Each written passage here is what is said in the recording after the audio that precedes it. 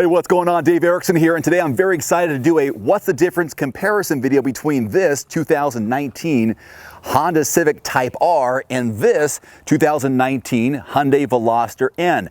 Both have a 2-liter 4-cylinder mated to a 6-speed manual transmission. This one has a turbocharged 306 horsepower engine. This one 250 horses, but it's got a twin scroll turbo. Besides that, what makes them different? Let's get started. 7, 6, 5, 4, 3, 2, 1. You'll never have the sacred stone. Oh, this you crazy mother.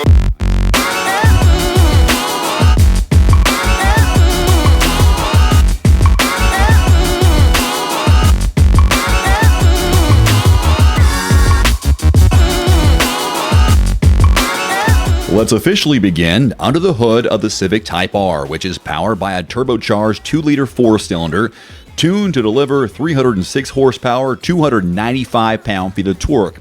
The standard gearbox is a 6-speed manual.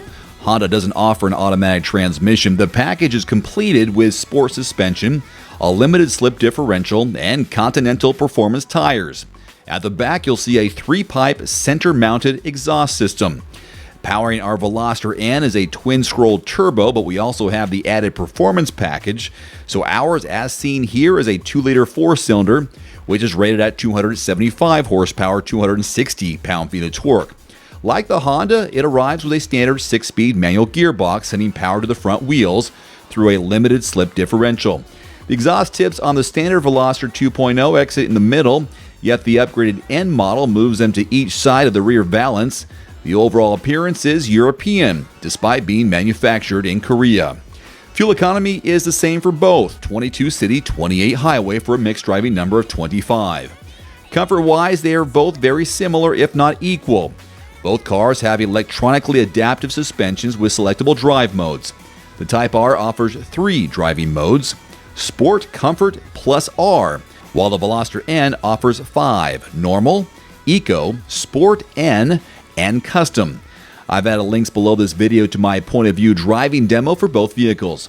On the Veloster, a drive mode button on the left of the steering wheel toggles through the Eco, Sport, and Normal.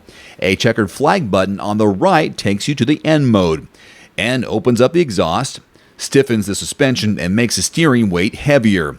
The N Custom allows the driver to tune their own blend of throttle response, damping, steering feel, rev matching, stability control, and exhaust note.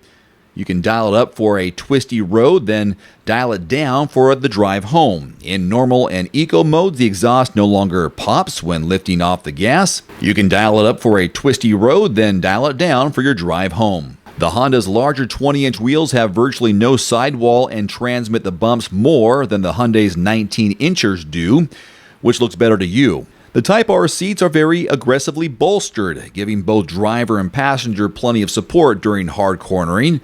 The Veloster N's seat backs also feature significant lateral bolstering, but the seat bottom is less assertive. Day-to-day, the Hyundai is simply more comfortable, but not so much in the back seat. The Civic has much more room for me, and I'm 5'11". Here's what it looks like in both vehicles.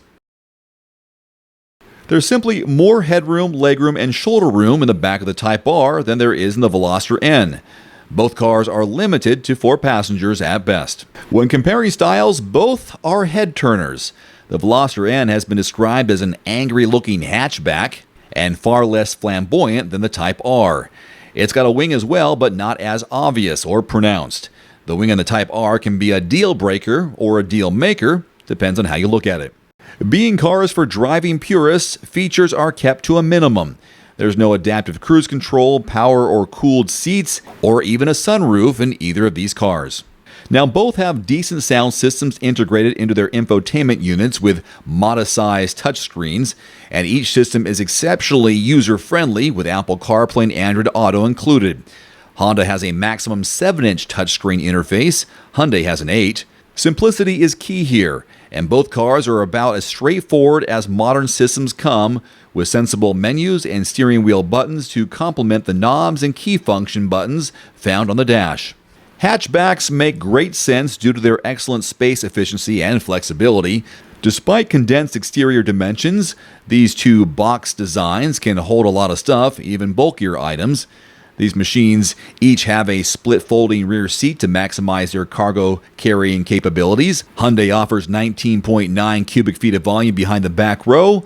Honda gives you more than 25. At 167.9 inches long, the Veloster N is nearly a foot smaller than the Type R. What's more, the Civic's 4 proper passenger doors trump the Veloster's unique 3-door format. Did you notice?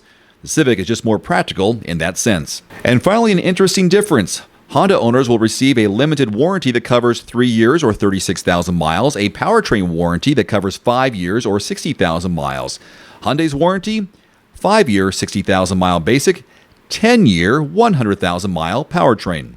Overall value, the Civic Type R outperforms the Veloster N, plus it has more interior and cargo space, and is finished with nicer materials inside, but all that comes at a cost. More than $5,000 more than the Hyundai. Well, there you go. I hope you enjoyed that What's the Difference comparison video between the Civic Type R and the Veloster N. MSRP on this one, $29,900. Here, $36,600. Until next time, I'm Dave Erickson with Everyman Driver. Thank you so much for watching. Hope to see you back here next time.